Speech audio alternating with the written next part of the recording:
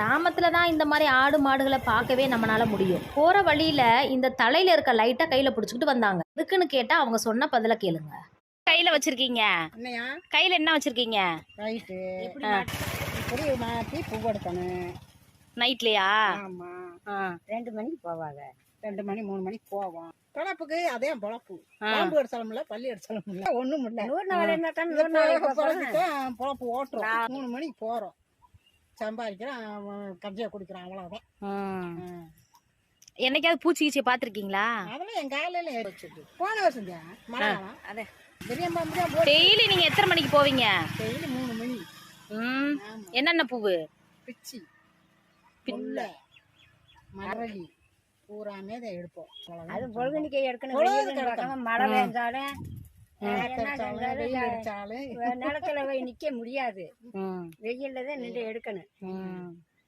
அப்படி எடுத்தாத்தேன் சம்பளம். இல்லாட்டி 10 மணிக்கு போக வேண்டியது. அப்புறம் 100 ரூபா. அப்போ ஒரு நாளைக்கு 200 ரூபா. பொழுதுனிக்கு 6 மணிலேருந்து மருக 6 மணி வரைக்கும் வேலை பார்த்தாத்தே அந்த 200 ரூபா கிடைக்குது. இந்த மாதிரி கஷ்டப்பட்டு எடுத்த பூ தான் நம்ம கிட்ட வந்து சேருது பாருங்க.